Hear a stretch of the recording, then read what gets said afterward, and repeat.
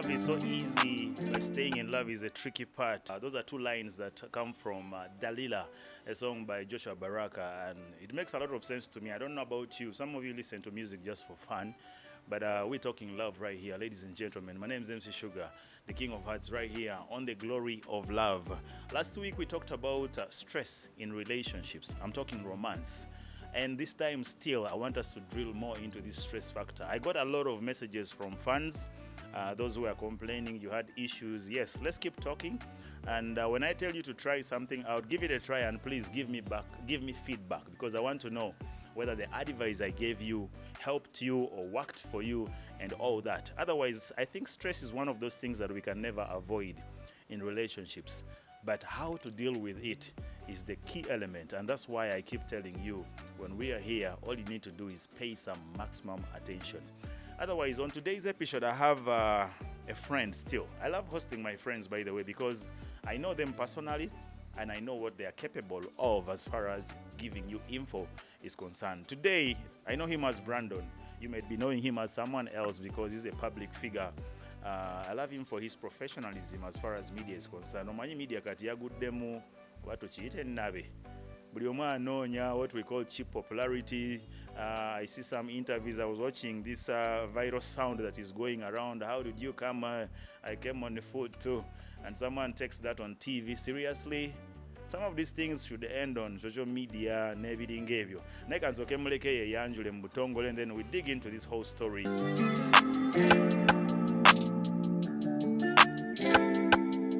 Okay, ladies and gentlemen that are watching, I'm by the name brandanshuff, TV and radio guy. Manyiga Mugongo. I work with 97.7 Record FM and of course another TV channel.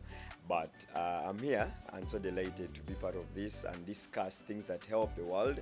Nokuyanga tweyambako na dala mu relationship because every day things come up and tubichuka naye nange nziza okugattako akatono, and we all share together as you continue to comment tuberenga tefenna tufunamu at the end of it all.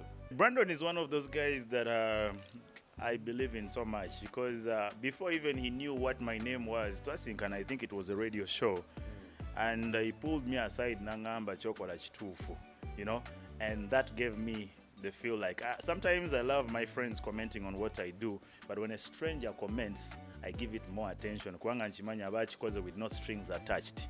Now, ngate tunasima na kugenda mu nsonga za love, stress and all that. The media today is a lot of vulgarism, which is something that is being shifted from, if I should say, social media. Etandise kubeera tenga backbone ya mainstream. And so many journalists have lost their heads. They have gone off the profession. Ebintu biria we bijolusimbi tunyane ngambo batka tulikuchi. Tulikubinyanya kati na face storage. What is your comment about this whole situation? Of course, tulina abantu bangi nnyo that are sleeping on the job. Nti ojakama ntino yes, we now playing the blame game. Buli omuntu ajja kugaana mbono yalina obuzibu, but kyonna kijjira mu culture yaffe ne society gye tulimu. We are living in a society whereby people no longer want to hear serious things. People want to have everything nga bwe kino okubeera nga kitambula ye nga bwe bakiraba. But then kino kikuzaayo nti okay, now what is my responsibility nganze the media personality ali ku mpewo nti yes, okay, Brandon manyi nti ekigambo bwe kiti kiwemula. So but the society ebange kitwalanga a normal word, nze nina kubeera the difference. Nze nsigale nga manyi nti no, I'm not supposed to use this word. Nti omwana oli ne bwabanga andaba nga mpuliriza, they will start to think nti but they are upright people. Omanyi nti no, we very much know the F word nti no kibi okikosa kumpewo, but then omwana naye eri wakakimanyi nti no is bad. But the moment they see omuntu gwatwalanga a role model n'alaba nga akikozesa, they start to think otherwise. We are indirectly talking to the parents out there because we care about the future of this country. We care about the children, you know. People are on TV, different radio stations chasing clout. So many presenters, not professional, more of like ice cream sellers, chasing for likes and everything gave you. So please be careful what station you choose for your children to watch. Yes, for us, we're here to give you the guidance, and that's why we are Magic One TV, the number one, giving you nothing but the magic itself. Also, right now, let's get back to the issue what has brought us right here, and of course omulamu ogwoliwo guli nti relationships ezisinga ziri mu stress stages za njawulo. Of course last week nayogera ne Jojo nga representing her for those simanya boyfriend gyali nange gyendi mukyalirako kalumu. Now I want today Brandon to represent for those who are already in cohabitation, and they have already, come to this point of saying katono gwenjagala obeera naye, gwenjagala ogruminga afuuke tata w'abaana bange in the shortest time, and njagala mulaga family yange, njagala abantu bange bonna bamumanye, and the same thing with the guy. But still in that process you find things that are causing stress. Osanga omuwala nga akugamba sugar, this and this is happening, sibitegeera, omusajja yatandika bwati, right now ali bwati. I don't know where the whole situation of stress begins from. You can share with us from your own experience, or probably. Ekintu ekyasinza okubeera funny in life nti when you want something you go for it no matter what. Kakati awasinga okuva obuzibu nti gali amaanyi n'obwongo byokozesa to have something. You never think about what will come later, but the first thing is to have it. Kyova nti noli agamba mbu noonya omulimu, yes, n'akozesa buli kimu n'agufuna, but when they get on the job n'atandika okurelaxinga because they have it now. Naye neerabira nti no, the hardest part is maintaining the job. Okitegeera kati ne relationship wekibeera nti kasita attraction etandika ngamba I want to have her, of course I'll do everything. Omukyova nti no, abantu abasinga mu vibing tulimba nnyo. Okitegeera omuntu oyo na falling in love with lies, deception. Kumbe gwe omutuufu you're going to come at a later stage. Okitegeera so kati omuntu n'abeera nga ayagala, for example kati ffe abali mu this kind of life gye tulimu nti original name nze Sebagala, but somebody is going to fall in love with brandanshuff. Okitegeera kati ne Brandon mu maintaining irawo, but there is a moment why okumanya the Sebagala. Is that person ready to fall in love with the Sebagala? After getting their attention and now you're sure this is now a serious situation, how do you begin separating MC Sugar from Herbert? That is now the openness. You become real, you open up. Nolago omuntu ono nti I was giving you 100,000 for lunch, but this is the deal. My job, I earn this. These are my sources of income. Omuntu oli amanye nti giri emitwalo 10 gy'omuwanga for lunch, you were doing extra. Setting a bait. You are doing extra right now. Mulina okutandika okulaba the bigger picture. Gino emitwalo 10, will it help us do a lot more than just lunch? Kati wotandika okulaba omuntu naye ali ready okulya kati emmere y'emitwalo 2 oyo omutwalo to saving 8 to saving 9 bwakulaga nti no ye kati ayagala ate wali awo nga kitandisa okubeera ng'otandika okulaba kye tuyita the red flags. Waliwo there. Now I want us to talk to the ladies and the gentlemen probably at the same time. There's a guy who is not going to be open. Nga ye alowooza mitwalo gine 10 gy'abadde awo ono omuwala alina osigala nga agimaintaininga so nga ate kimumenya. And there's a girl who thinks the moment you cut that money, the love is not real now. Yadde omunyonyodde nti munaye we have to start seeing the bigger picture, bichi ye nga target ye, she's not ready for that moment of saying nti it is now time for settling down. Meaning waliwo red flags etuli mu ignoringa wano. This guy who is looking at continuing to give the 100k yet it is not what he can afford is ignoring some red flags. The girl who is saying I'm not settling for less of that money is also setting red flags that are not visible. What red flags are there at this stage of getting back to reality that most dudes and ladies keep ignoring? Jagalozi mentioning it. Mani, the first thing is denial. Bobanga tosobola kukkiriza reality. Oba ogenda kubeera nga the entire relationship oli mu kufakinga. Okitegeera there's no relationships gy'olaba nga okubira boyfriend wo n'omugamba hey honey, some emergency, I need like a 50k. otegeera guy nagamba nti no let me get back to you natwala an hour 2 hours wakati yali mu kuyiriba tasobola kugamba reality nti I don't have otegeera because fena tukimanyi when you have money era omuntu agamba nti no emergency I need this before they get to know message eba etuuse otegeera naye the moment wenanika okulaba nga omuntu alina okutakinga more time to get you through that emergency manya bumanya nti waliwo kyatagenda kugamba ate gwokireeta that means nti no omuntu abanga tasobola kubeera open gyoli kugamba nti no you know what I don't have and it means I don't have and you can also accept it kiba kitegeeza nti mwenna mugenda ku kintu ekizibu. I just want to lay emphasis on two things that Brandon has said right here. Pay some attention. Number one is you, the guy. The lady is asking for quick money. You cannot afford it. Guy go atakinga yali akuweereza sente there and then nga wakamuga baby I need some money chap. Kata taking us so long. You are ignoring the fact that this guy has taken too long this time. Chitegeza kasente tekaliyo. Number two, you who is asking for this quick money. You are forgetting the fact that your guy is no longer affording and the two of you are there. What kind of love is that? So, chona mubeera mutandise okulivinga in denial. Kati nawabawo situation endala nti abantu having our friends baffe ne babeera part of our relationship. Kati nobeera nga sugar oyagala ku satisfying mukwano gwa mukazi wo in a picture nti whenever you're with your girlfriend oraga nnyo nti girlfriend wo ali in a stable relationship ali mu kintu ekirikiriya buli kimu nekyotayina oyagala kulaga oli mukwano gwe nti hey your friend nze mulina era buli kimu kimukolera nga bwaki alina okukikola so you're pushing this girlfriend wo okubeera nga bwabeera ne mukwano gwe eri n'ebitasoboka agenda mulaga nti no you can do it.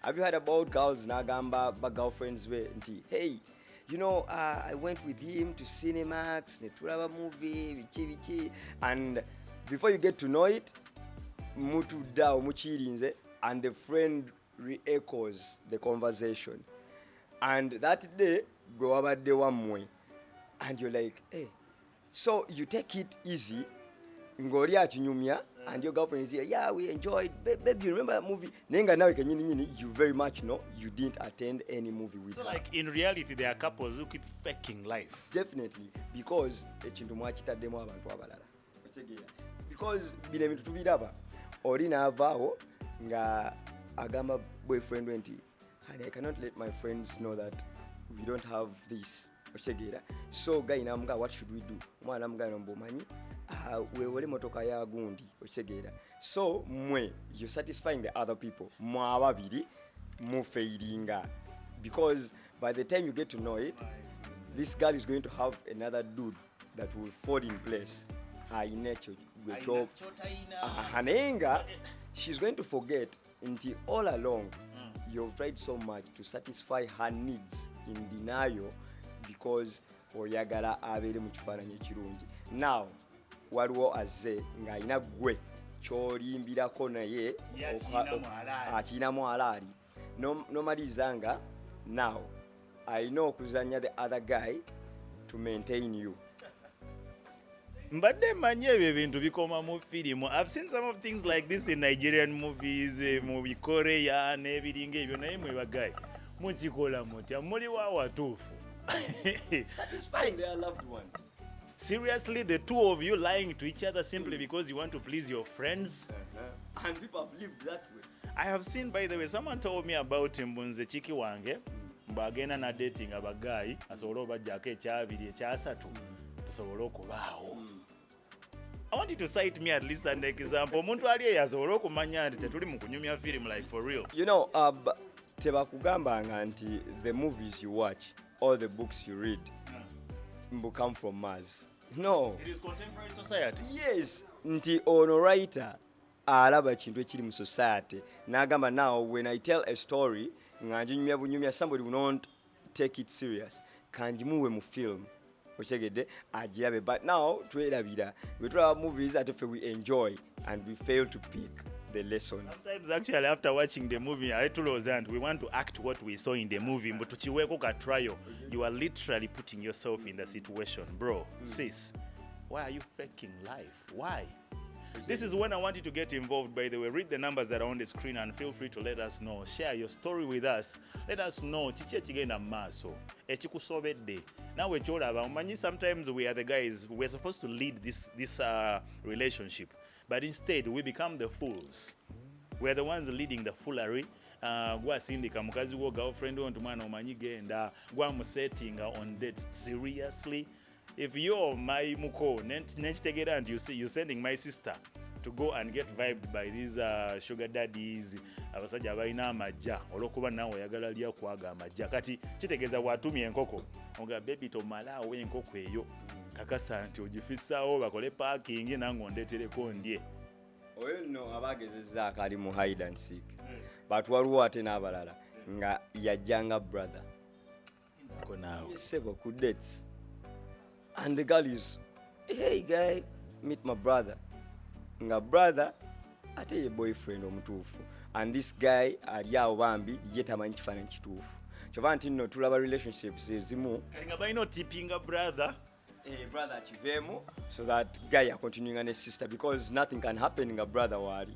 Things happen, bro. Leka naawe. Hey, these things happen. Era guy n'akulaga nti muko nze nsijjaamu nze mbaleke. Kitegeera and the guy n'akwata wallet n'abala n'akuwa omuwala n'adda ku ssimu ye n'amuga he gave you 100k. Kitegeera. Kati lindako.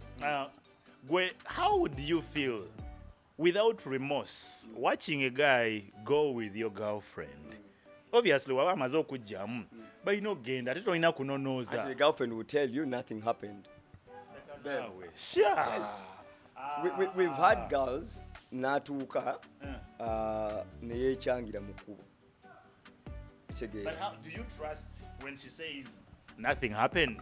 Now, if you have nothing, must you fail to trust? If you have nothing, must you fail to trust?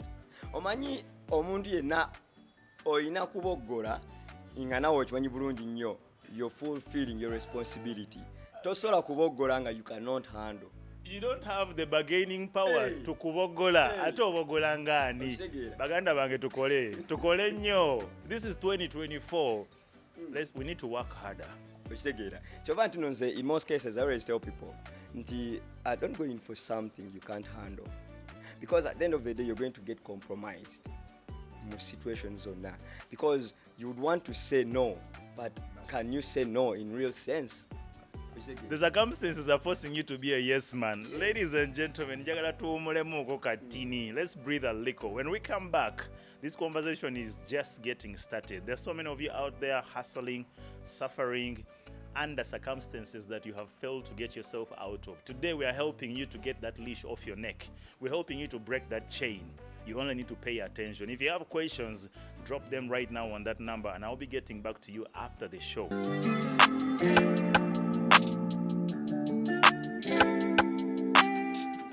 Conversation yaffe kyentegeddeko kiri nti buli omu alina ky'atoba nakyo. In quick English, we would say everyone has a skeleton in their closet. What is the skeleton in your closet right now, boy, my brother? This is a safe room for you to talk to me as MC Sugar. My sister, feel free to talk to me and let me know what exactly is happening in your relationship that is stressing you. Choka. This is a relationship that you guys have, banked on. This is a relationship. You've already put all your eggs in one basket. Anything that happens to this basket, you are done. Like you've been through a lot of hassles in different relationships. You're like, okay, now this one should be the final one. And things are getting astray. Talk to me. Obubadi bungi, obufere bungi, abantu bali mu kwefera, mu bulungi ne mu bubi, and that's the ugliest truth that is happening low key. Parents out there, as your daughter is cohabiting with this dude, don't stop checking on them. Don't stop checking. Don't stop getting deeper to know this guy. I'm this kind of father. If I had a daughter, I think I would need to meet my daughter's boyfriend personally. So get to know man to man. Like I get to know him deeper. So that sometimes if things get astray on his side, and so almost indicate center, so lot wala mwala wange mu bifo ebiri fancy, nga tasose muyisa mu roller coaster ezitategerekeka. Brandon, where does this leave this modern society? Now, the modern society, you're every day decaying. Reason being, the parents are now not doing their responsibilities and they're not helping. Back in the days in the African tradition society, twalabanga nga bagamba nti muwala wange agenda kufumbirwa muwala wa neighbor X ku kyalo kiri nga the parents know themselves. Era what we call the introduction, abantu abasinga bo balowooza nti ebintu bino bye batwala ku introduction omulenzi yabigula. No, the truth of the matter is abakulu baweereza bakulu bannaabwe, because this boy that is marrying your daughter or your daughter gwa introducing ewammwe babala nti these people are starting life. So people who are starting life tebalina okitegeera, it is the reality nti now tugenda kukola ki kutandika kwezimba. Kyova olaba nti what they call omutwalo, I'm forgetting it in English. Omutwalo, it was not nti impa sezaala wange what he doesn't have. Omutwalo was just an agreement between the two. Ngagamba nti muwala wange mukuwadde naye what are you giving in exchange. Oba nti no abantu abasinga babuuza abantu naga nti no omutwalo gwa taata was a Bible. You know why? A Bible is full of knowledge. Yes. So the father expects okubanga wasoma Bible gy'omuwa okubeera nga he will keep on to remind you nti wampa Bible ng'omutwalo as I was exchanging to you my daughter. Naye mu Bible muno mulimu verse bweti egamba bweti. Are you forgetting that? Did you read that? Naye kati saaza kati omutwalo omwana akugamba daddy yeetaaga benzi, omutwalo twagala simanya sofa, omuko yeetaaga piki. Kitegeera. So this guy na ending up nga literally akuguze. Okitegeedde. Now this is a transit. Okitegeera, barter trade. I'm giving you what you don't have, you're giving me what I desire. Kakati kino kye mumpadde, I own it 100%. Yange. Mwana natuuka ewaka, omuyeye n'amukuba nga temusobola kuvayo gano, how could you beat my daughter, how could you beat my sister, because namwe muswala ebintu mwalya. How do we deal with this whole I don't know even which word I should use. Puzzle, hula baloo, confusion. Bigambo bingi awo ebimu twali biborrowinze wa full figure ne tubiteeka waawo. How do you deal with this turmoil? I think all we have to deal with is okubeera real to ourselves. You know, when you're real to yourself, buli kimu kikwanguyira. Because bw'omanya nti no, you don't have, indeed you don't have. You will not go an extra mile to borrow. Okitegeera, kunoonya ate somebody akulending this and this, okitegeera, because of what you money. Now this is my limit. Okitegeera. We have people akira kumacha, you're Brandon, you very much know your capacity is you can't look after yourself alone. You're now looking for a second person. And this second person go noonya. And you're not looking for somebody in your levels.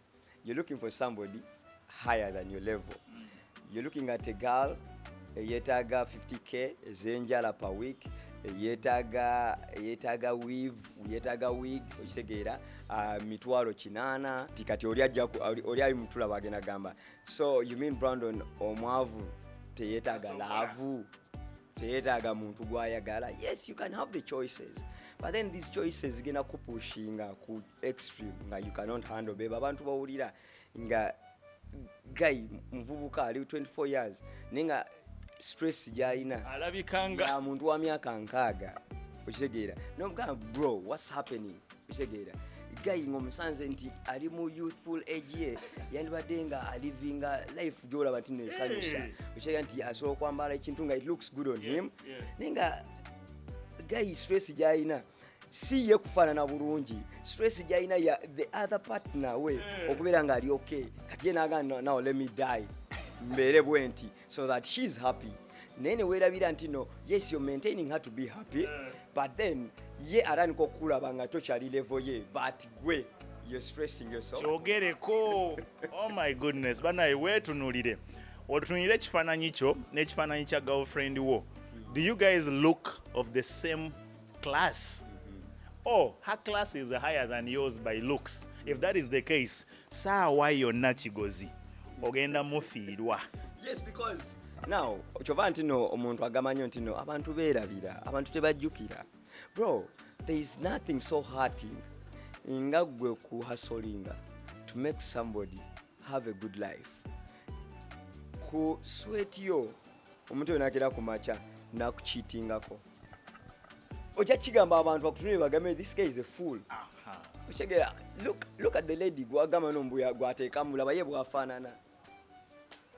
We've seen guys cohabiting, guy na hasolinga nagenda nafuna ne banja nakwata emotoka najiwa mukyala we omukyala driving guy ngali ku border neerabira nti no the wife cannot do Uber, the wife cannot do special, but in emotoka singa ye yagikozesa, this is extra income. Nti asobola kupickinga mukyala we wherever she is namuze waka namutwala ku mulimu ye nagamba nti kambere ku bbala nvuga omuntu kuva wano nawali nfune lunch, nvuga omuntu paka nawali okitegeera extra income on top of the small job you could be having. What I'm going to do is we are going to do 2 parts of this show, still with Brandon, because just talking about cohabitation ensonga nyingi ezetolodaawo zetutakutte nako. So what we're going to do at this stage is I want to just do like a simple pause. Brandon asoka abaweeyo just ka take home for now to close up this whole set. Next week, I'm coming back with Brandon and we're starting from right here. Tusobola okuyingira kubanga ninawaawo ebibuuzo bingi ebyetolola this boy child who is living la vida loca, this girl child who is forcing him to live la vida loca, girlfriend wo ate wuyo atuuse kwegamba ranka ze zeeyongedde gw'osigadde oli awo. Muganda wange sekiziivu twagala tukutaase oleme kuteeka sente mu mukazi agenda okumala akulekewe eryono n'abasasula tuition right now. Mukazi amutaddeyo ku ssomero, omukazi alina abaana balaba bakiraasi ye gw'oli eyo mbootoba. To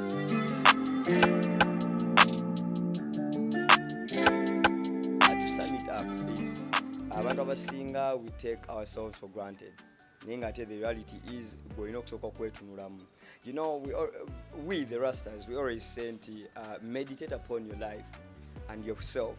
Abantu abasinga we know so much about other people and we don't know much about ourselves. Kati mkwano gwange nze nkugamba nti before you decide to start up something, soka wetunulemu gwe munda omanye kikyoyagala, the priority yeri ki, then olabe ekintu ekirala. If somebody can tell you nti n'omuntu gw'ozalibwa naye asookera ku maca n'akuvaamu, how about omuntu gw'osanze mu bukulu okitegeera? So kati kijjukire or rethinking omanye nti no, your life is you. Without you there is no life. Kubanga abantu abasinga we lose life immediately in ourselves. Olina agambo banange depression yenzita. Depression yekuta because you forgot about yourself.